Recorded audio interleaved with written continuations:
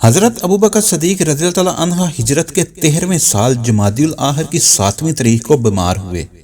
ٹھنڈی ہوا چل رہی تھی۔ حضرت ابوبکر صدیق رضی اللہ تعالیٰ عنہ نے غسل کیا۔ سردی کی وجہ سے بخار ہو گیا۔ 15 دن تک بیمار رہے۔ وفات سے کچھ عرصہ پہلے حضرت عائشہ صدیقہ رضی اللہ تعالیٰ عنہ سے پوچھا، رسول خدا صلی اللہ علیہ وآلہ وسلم کو کتنے کپڑوں کا کفن دیا گیا تھا؟ تو جواب دیا 3 کپڑوں کا۔ کہنے لگے میرے کفن میں بھی 3 کپڑے ہونے چاہیے۔ تو یہ چادریں ہیں جو میں اس وقت اوڑے ہوئے ہوں، لیکن انہیں دلوا لیا جائے، ایک کپڑا نیا لے لیا جائے۔ تو حضرت عائشہ رضی اللہ تعالیٰ عنہ جو اس وقت ان کے پاس تھی، یہ سن کر کہا کہ ابا جان، ہم لوگ اتنے مفلس نہیں کہ آپ کے لیے کفن کے لیے ایک نیا کپڑا بھی نہ خرید سکیں۔ تو فرمایا زندوں کو نئے کپڑوں کی ضرورت ہے۔ پھر کہنے لگے حضرت صلی اللہ علیہ وآلہ وسلم نے کس روز وفات پائی تھی؟ تو حضرت عائشہ رضی اللہ تعالیٰ عنہ نے کہا کہ پیر کے روز۔ تو کہنے لگے آج پیر کا دن ہے، مجھے امید ہے کہ میری وفات بھی آج کے دن ہی ہوگی۔ پھر کہا میری قبر بھی رسول صلی اللہ علیہ وآلہ وسلم کے مزار مبارک کے پاس بنائی جائے۔ تو حضرت ابوبکر صدیق رضی اللہ تعالیٰ عنہ نے 22 جمادی الاول کو مغرب اور عشاء کی نماز کے درمیان وفات پائی۔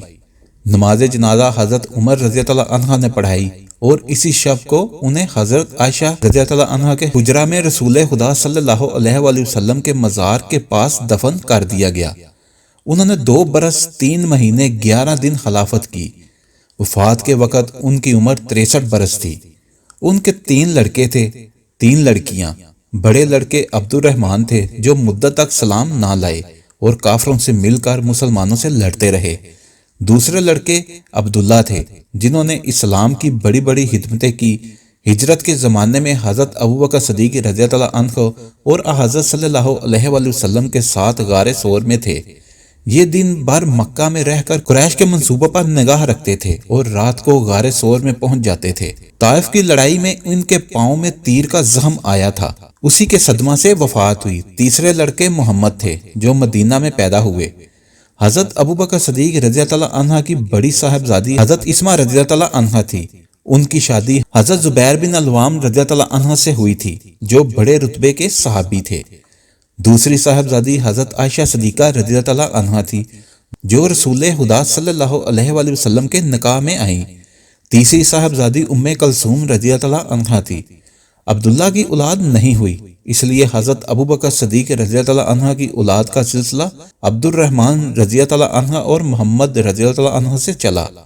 حضرت ابوبکر صدیق رضی اللہ عنہ جس زمانے میں رسول خدا صلی اللہ علیہ وآلہ وسلم کی خدمت میں حاضر ہوتے تھے، اس وقت تک آپ کو رسالت نہیں ملی تھی، لیکن جب رسول خدا صلی اللہ علیہ وآلہ وسلم نے ان سے کہا کہ مجھے اللہ نے اپنا رسول بنایا اور لوگوں کو ہدایت کرنے کا حکم دیا ہے، تو انہوں نے لمحہ بھر کے لیے تاخیر کیے بغیر کہا میں آپ کی رسالت پر ایمان لاتا ہوں۔ جب انہیں خلافت ملی تو وہ بوڑھے ہو چکے تھے، 61 برس کی عمر تھی، لیکن جب لوگوں نے زکوٰۃ دینے سے انکار کیا اور عرب کے 24 قبیلے لڑنے مرنے پر آمادہ ہو گئے تو حضرت ابوبکر صدیق رضی اللہ عنہ نے ایسی ہمت دکھائی کہ سب لوگ دنگ رہ گئے۔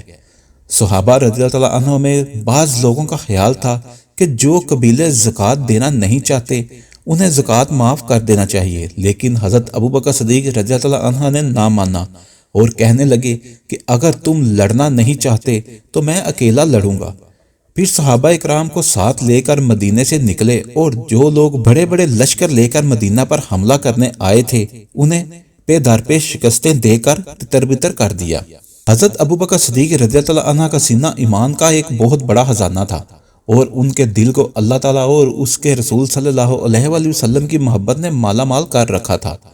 انہوں نے اگرچہ صرف 2.25 برس خلافت کی، لیکن اس تھوڑے سے عرصے میں ایسے کارنامے سر انجام دیے جنہیں صدیوں انجام دینا مشکل معلوم ہوتا ہے۔ اگر آپ کو ہماری ویڈیو اچھی لگی ہے تو اس کو لائک اور شیئر کریں اور ہمارے چینل کو سبسکرائب کرنا نہ بھولیے۔ شکریہ۔